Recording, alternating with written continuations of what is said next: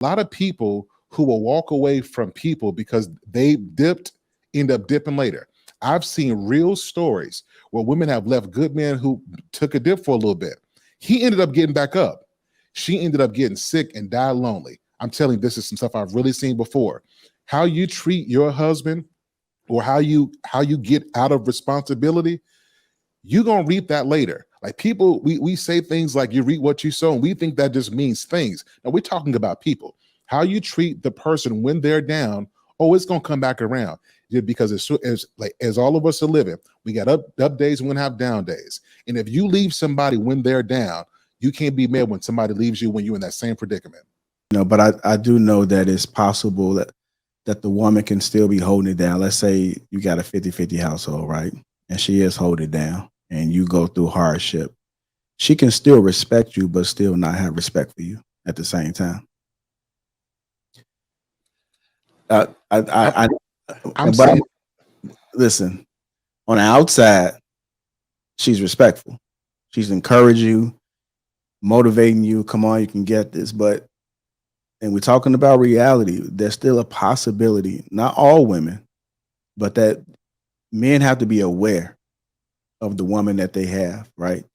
Because I mean, you can be fooled. You can be 27 years in, and you think you got. I mean, look at the splits that's happening now. Somebody else just split. I don't know who it was. Some white couple split or something. 27 years. I don't know. I just ran across it, but there's a possibility that your woman, the outside, it looks good in front of people. Everything looks good in front of family, everything, and it just comes out of nowhere because she was not respecting you for whatever reason. Maybe it could be a character flaw. It could be finances. It can be maybe you just fell off in the bedroom. Something. So I just think we talk about reality. We have to be aware that these things occur, and it's not necessarily anybody's fault. Sometimes it's depending on how that woman is wired. I mean, think about how men fool women.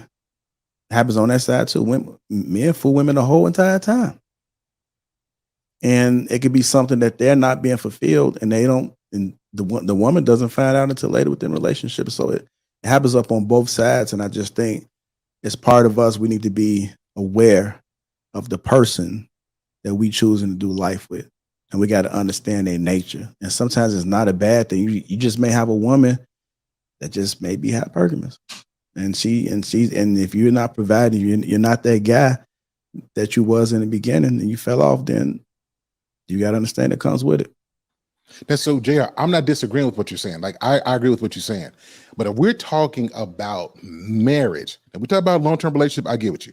You get married. Listen, it's a lot of ladies who be like, I need my man to dick me down real good. I need him to be the maestro. And all she do is lay there. And she done gained 50, 60 pounds. She don't do her hair like she used to. Things have changed. And we are tasked with looking beyond those things and loving her for who she is. I'm just saying, if we're saying marriage, do not expect more from your husband than you're willing to give. If you expect him to respect you with your extra stretch marks, with cellulite around it, because that cellulite when I first met you, it was smooth. Now I feel ridges from ruffles and soda, right? So if you want me to respect and love you with ridges, you got to respect and love me when I go through difficult times. And if there might be some issues where now this real king talk, so let's go here. There may come some times where I'm stressed out about life and I can't perform in bed like I should. Well, they got Victoria's Secret to handle some things like that. There are different ways we can make this thing work. There's one way to handle this business. Married for better or for worse means just that. That means when I don't like you, I still got you. That means if you get cancer, I'm still here. I mean, your teeth fall out, I'm gonna still love you. Won't get you some dentures, but I'm gonna still love you. You start getting, alopecia, I still got your back.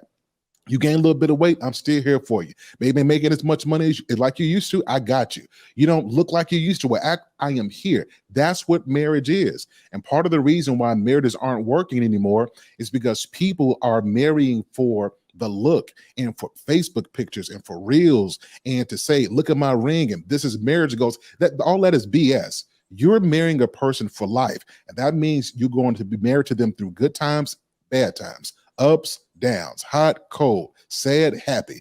It's through the vicissitudes of life. And if they don't have that mindset, this my goal to what you're saying is that's reality.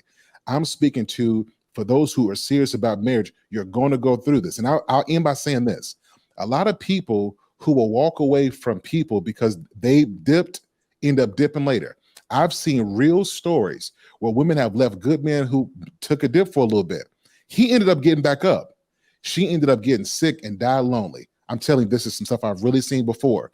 How you treat your husband, or how you get out of responsibility, you're gonna reap that later. Like people, we say things like you reap what you sow, and we think that just means things. Now we're talking about people. How you treat the person when they're down, oh, it's gonna come back around. Yeah, because as all of us are living, we got up days and we have down days. And if you leave somebody when they're down, you can't be mad when somebody leaves you when you're in that same predicament. Sir, I agree with everything you're saying, and I'm not going against you. I think that that's the message that everybody needs to understand and hear. That's what marriage is. That's what I learned just listening to you guys, right? You know, you take those vows. It's people that will go to church and they will hear the sermon and they know better and they can't control the way that they feel because they're not mentally strong enough to be able to handle the situation that's going on inside their house. And I just, if somebody's sick, I think that's extreme, right? But I think as men, we still have to be aware of how your woman is wired. You have to be mindful of it. Doesn't mean that she's gonna leave, but I mean, if y'all ain't doing nothing in the bedroom and she's supposed to be your wife, then you might as well say she ain't left. Because I mean, that's like a domino effect. If she ain't giving up them damn draws, or y'all having some hard times, then y'all got some bigger problems. So I just want people to be aware, not saying that it's going to end that way, but just at least be aware that you may have a wife that could be wired that way. And not saying that you can't never overcome it. It may take some time. Sometimes she may learn to overcome it within that marriage. You know, maybe she might have some outside sources, or maybe you have to go through some things in order for us to get there. But at least just be aware of the possibility. I think it's interesting. The interesting part is that the word that you used was partner. Can you hear me? All right. Oh yeah, sorry about that. I was talking to Trick about. Yeah, sorry about that. Yeah. The interesting part is that it says partner respects towards him dwindles.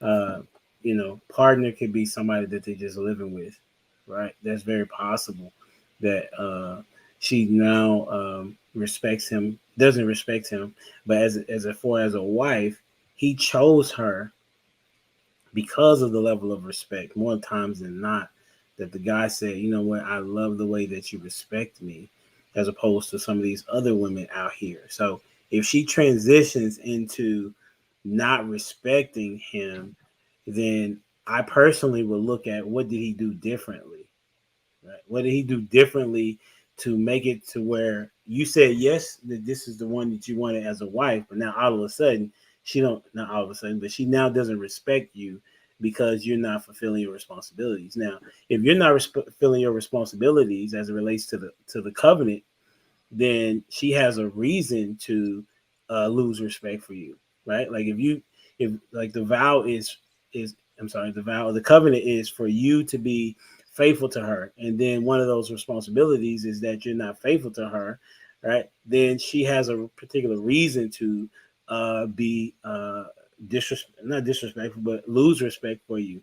If you are, you lose the money because you made a poor decision.